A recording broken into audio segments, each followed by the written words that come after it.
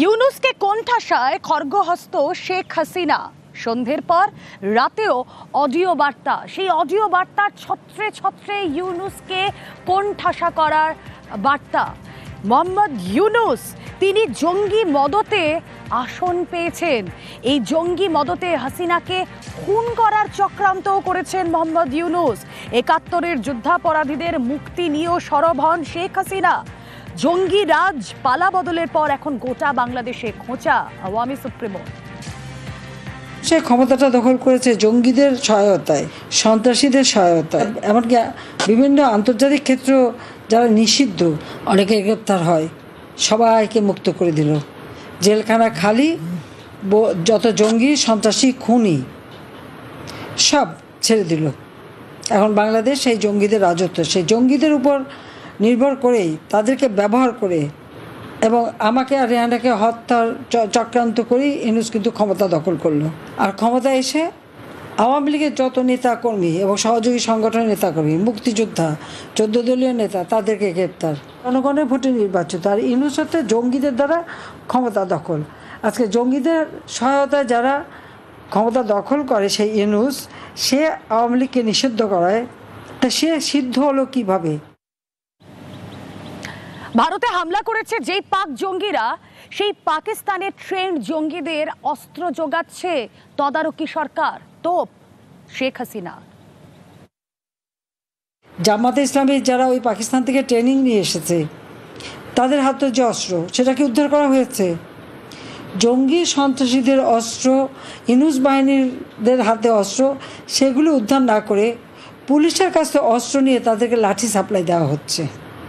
অর্থাৎ তাদের জীবনটাকে আরও একটা আশঙ্কার মধ্যে ফেলে দেওয়ার চেষ্টা। দেশের সার্বভৌমত্ব বিক্রি করে দিচ্ছেন ইউনূস, দাবি শেখ হাসিনার। রোহিঙ্গা ইস্যুতেও ইউনূসকে তুলোধনা আওয়ামী সুপ্রিমোর। 8 মাস ধরে খালি ফাঁপা বুলি বলেও কটাক্ষ ইউনূসকে। মিয়ানমার বর্ডারে নিয়ন্ত্রণ হারিয়ে ফেলেছে। লজ্জা হয় না যে একটা দেশের স্বাধীনতা সার্বভৌমত্ব বিক্রি করে দেয় ক্ষমতায় থাকার জন্য? আজকে আমাদের দেশটা কোথায় নিয়ে যাচ্ছে? সারা দেশের মানুষকে কত বড় একটা বিপদের মুখে ফেলে দিয়েছে। বলেছিল ক্ষমতা আসতে না আসতেই সব রোহিঙ্গাকে সে ফেরত দিয়ে দেবে। কই 8 মাসে কয়টা রোহিঙ্গা ফেরত দিতে পারছে? একটা পারেনি। আজ পর্যন্ত যে কটা কথা বলেছে ডক্টর ইউনূসকে একটা কথাও রাখতে পেরেছে? রাখতে পারে নাই। সব মিথ্যা কথা ফুলচুরি দিয়ে মানুষকে ভুলিয়েছে।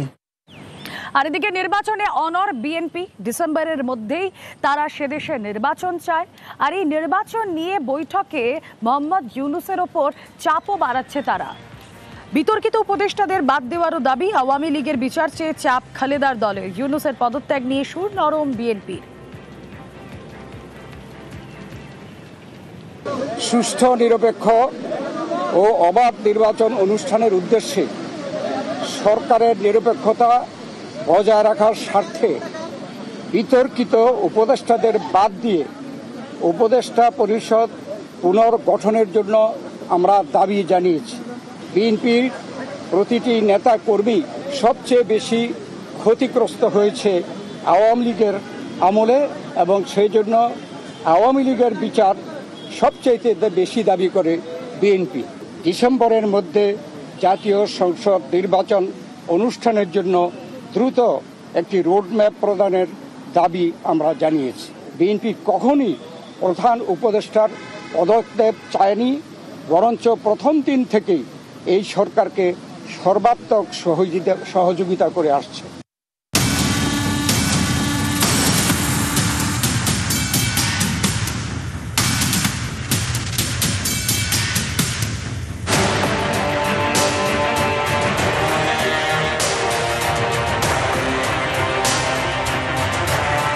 সিঁদুর এখন গোটা বিশ্বের মানুষ জানে। সেই অপারেশন সিঁদুর নিয়ে ফের একবার হুঙ্কার প্রধানমন্ত্রী নরেন্দ্র মোদীর। পাক জব্দে সেনার প্রশংসায় পঞ্চমুখ প্রধানমন্ত্রী। দেশীয় প্রযুক্তিতে পাকিস্তানকে জব্দ করতে পেরেছে ভারতীয় সেনা। আজ মন কি বাতে ঠিক কি বললেন প্রধানমন্ত্রী, শুনবো।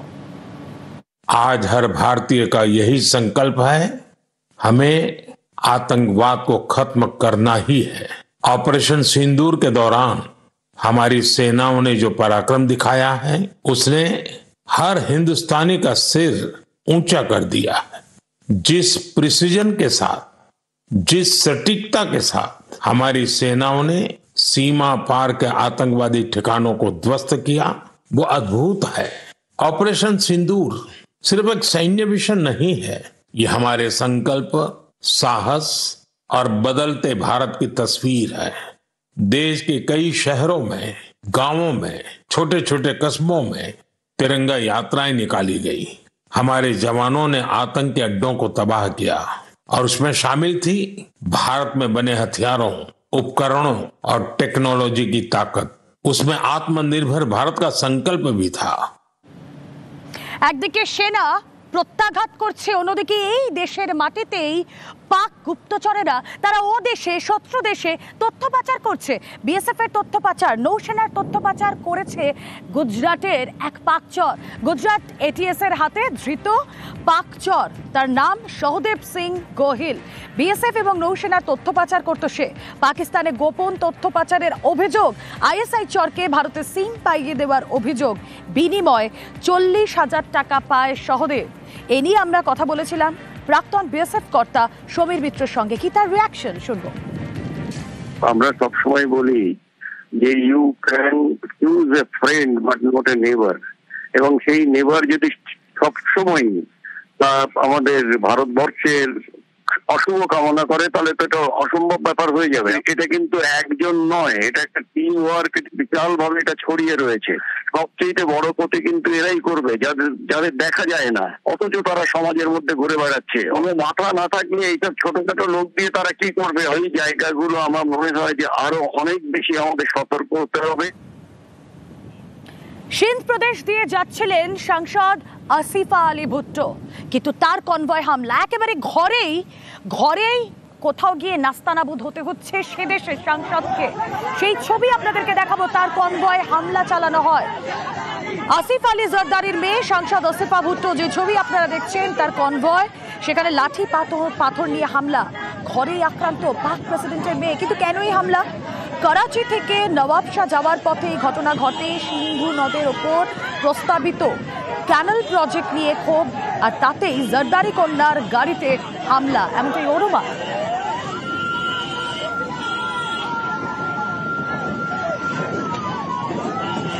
আমরা এই নিয়ে কথা বলেছিলাম আন্তর্জাতিক সম্পর্ক বিশেষজ্ঞ রাজাগোপাল ধর চক্রবর্তীর সঙ্গে। কি তার বক্তব্য শুনবো। প্রথম দেখা যাচ্ছে যে পাকিস্তানে সাধারণ মানুষ ক্ষিপ্ত হয়ে উঠেছেন। তারা মনে করছেন যে প্রতিবাদ ছাড়া তাদের পথ নেই, তাদেরকে কেউ রক্ষা করবে না, এরাই সমস্ত যা আছে, যেটুকুন জল আছে নিজেরাই ভোগ করে নেবে।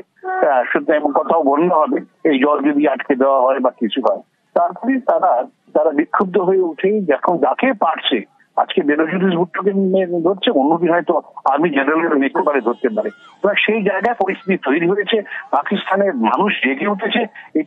এটাই কিন্তু গণতান্ত্রিক চেতনা উদ্বুদ্ধ হবার একটা সময় বলে আমি মনে করি, এবং এর ফলে আগামী দিনে হয়তো নতুন পথ দেখাতেও পারে। কি হবে বলা মুশকিল, তবে মানুষের জেগে ওঠাটা একটা শুভ লক্ষ্য বলে আমার মনে হয়।